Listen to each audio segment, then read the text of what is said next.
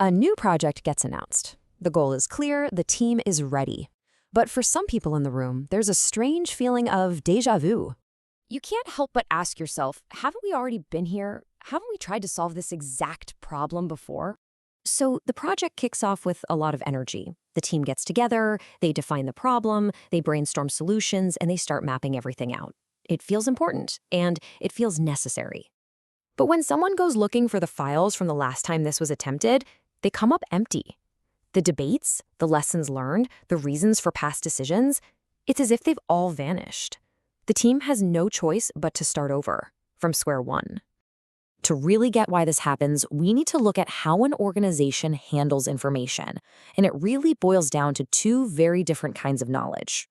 On one hand, you have the knowledge that exists inside of people, and on the other, you have the knowledge that exists inside of the organization's systems.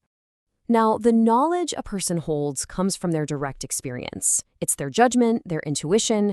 It's incredibly specific to situations they've been in, which also makes it really hard to explain or transfer completely to someone else. Then you have system knowledge. This is formal, it's structured, it lives in documents, in databases, and in official procedures. And because it's written down, it's stable, and it's pretty easy to share with anyone in the company. This whole cycle of restarting from zero usually gets set in motion when these two types of knowledge get disconnected from each other. It often starts with a very common event. An experienced employee, someone who's seen a lot of projects come and go, decides to leave the company.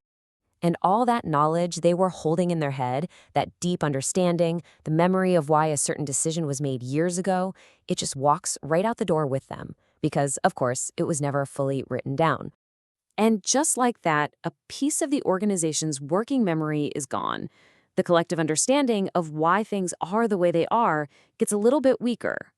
Now, organizations are aware of this risk. The response to this potential for memory loss is to create a formal, official system of record. This system is built on documentation, all that material we create to describe a process, explain a decision, or give instructions.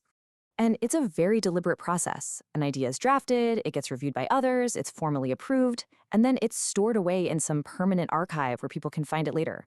The entire goal here is to capture the important information and hold onto it forever, to make that knowledge independent of any one person. But this is where the trade-off happens, because in the process of creating a permanent record, something crucial often gets lost: the context. For example, you might be digging through an old project file and find an entry that says, "The design was updated per team feedback." On the surface, that's perfectly clear. It's a fact, it's recorded. But that line doesn't tell the whole story, does it? What exactly was that feedback? What were the key points that convinced everyone to make a change? Who pushed back on the idea? What were their concerns? And were those concerns ever actually resolved? Or did they just get outvoted? And maybe the biggest missing piece of all, why was this specific solution chosen instead of all the other possibilities? That reasoning, the critical why behind the decision, is almost never in the official record. So what you're left with is a record that is absolutely permanent, but it's also deeply incomplete. It saves the what, but it loses the why. That's why when a new team comes along to tackle that same problem, they find the record of what was done, but not the experience that led to it. So they begin again. The system prioritizes stable, documented knowledge to ensure continuity. This trades the rich context of personal experience for the permanence of an incomplete record.